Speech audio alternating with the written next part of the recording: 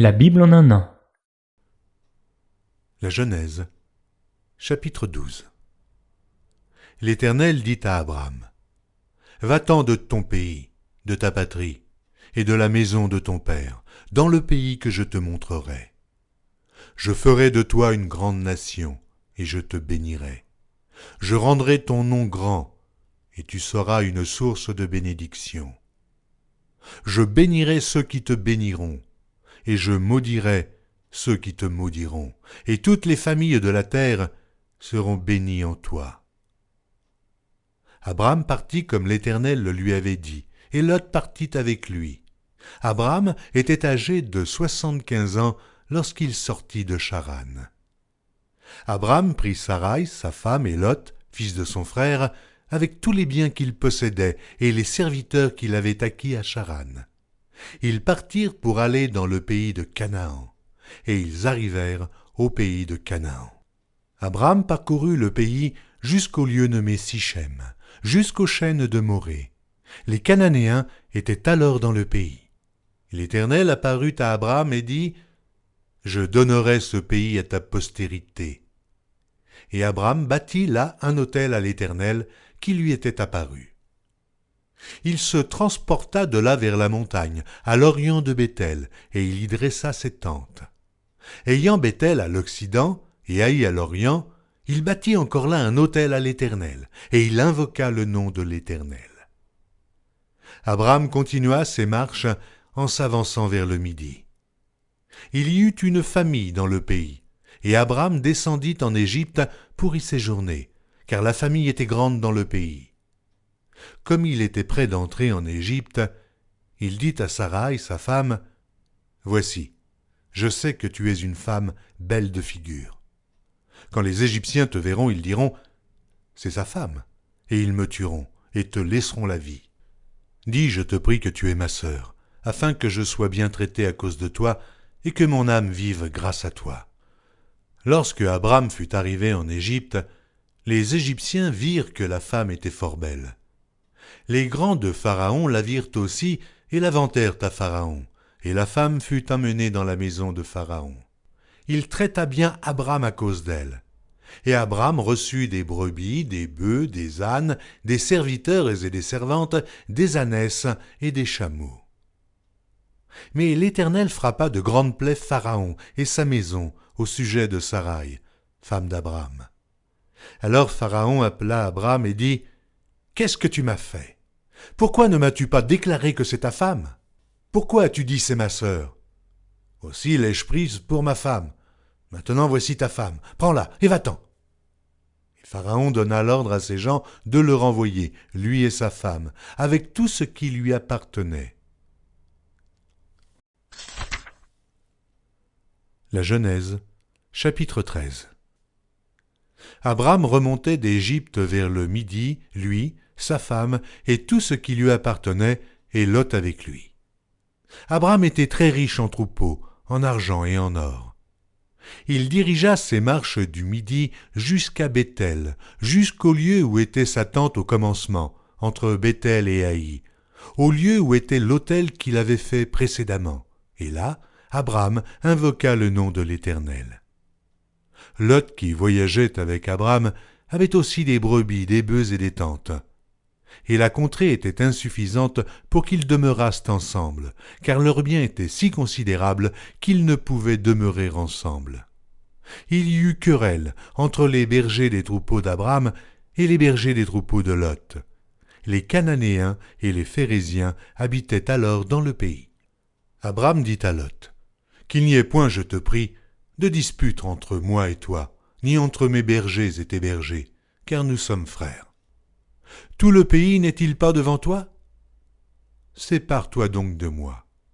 Si tu vas à gauche, j'irai à droite. Si tu vas à droite, j'irai à gauche. » Lot leva les yeux et vit toute la plaine du Jourdain, qui était entièrement arrosée. Avant que l'Éternel eût détruit Sodome et Gomorrhe, c'était jusqu'à Tsoar, comme un jardin de l'Éternel, comme le pays d'Égypte. Lot choisit pour lui toute la plaine du Jourdain, et il s'avança vers l'Orient. C'est ainsi qu'ils se séparèrent l'un de l'autre. Abram habita dans le pays de Canaan, et Lot habita dans les villes de la plaine, et dressa ses tentes jusqu'à Sodome. Les gens de Sodome étaient méchants, et de grands pécheurs contre l'Éternel. L'Éternel dit à Abram, après que Lot se fut séparé de lui, « Lève les yeux, et du lieu où tu es, regarde vers le nord et le midi, vers l'Orient et l'Occident. Car tout le pays que tu vois, je le donnerai à toi et à ta postérité pour toujours. Je rendrai ta postérité comme la poussière de la terre, en sorte que, si quelqu'un peut compter la poussière de la terre, ta postérité aussi sera comptée.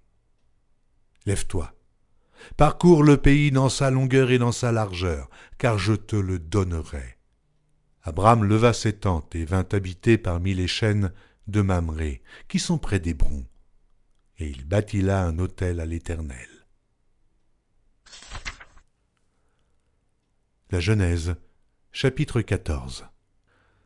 Dans le temps d'Amraphel, roi de Shinéar, d'Arjoc, roi d'Élazar, de Kerdolaomer, roi d'Élam, et de Tidéal, roi de Gojim. Il arriva qu'ils firent la guerre à Béra, roi de Sodome, à Birsha, roi de Gomorre, à Shinéad, roi d'Adma, à Shéméhéber, roi de Tseboïm, et au roi de Béla, qui est Tsoar. Ces derniers s'assemblèrent dans la vallée de Siddim, qui est la mer Salée. Pendant 12 ans, ils avaient été soumis à Kerdolaomer, et la 13e année, ils s'étaient révoltés. Mais la 14e année, Kerdolaomer et les rois qui étaient avec lui se mirent en marche, et ils bâtirent les Réphaïm à Ashtaroth, Kernaïm, les Usim à Ham, les Émim à Chavé, Kirjataïm, et les Oriens de leur montagne de Séhir, jusqu'aux chênes de Paran, qui est près du désert.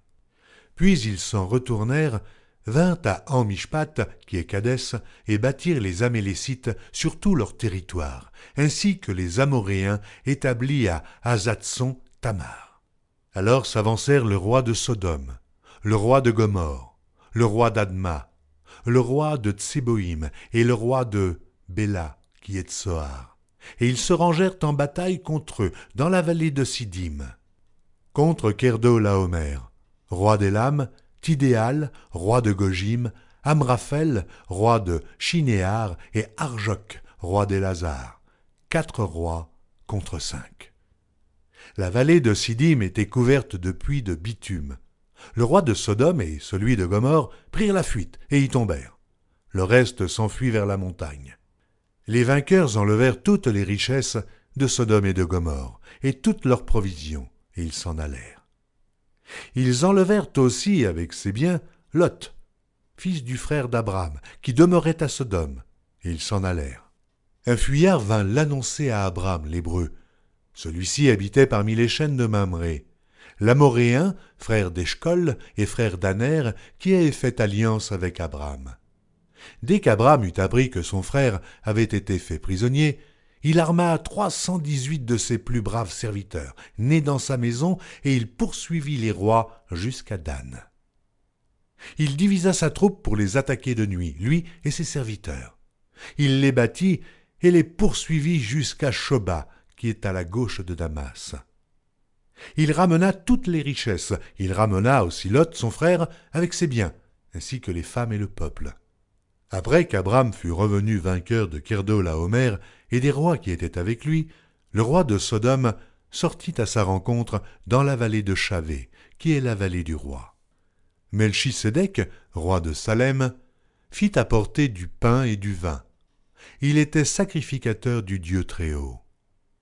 Il bénit Abram et dit « Béni soit Abram par le Dieu Très-Haut, maître du ciel et de la terre. Béni soit le Dieu Très-Haut qui a livré tes ennemis entre tes mains. » Et Abram lui donna la dîme de tout. Le roi de Sodome dit à Abram, « Donne-moi les personnes et prends pour toi les richesses. » Abram répondit au roi de Sodome, « Je lève la main vers l'Éternel, le Dieu Très-Haut, maître du ciel et de la terre. Je ne prendrai rien de tout ce qui est à toi, pas même un fil, ni un cordon de soulier, afin que tu ne dises pas, j'ai enrichi Abraham, rien pour moi. Seulement ce qu'ont mangé les jeunes gens, et la part des hommes qui ont marché avec moi, Aner, Eshcol et Mamré, eux, ils prendront leur part.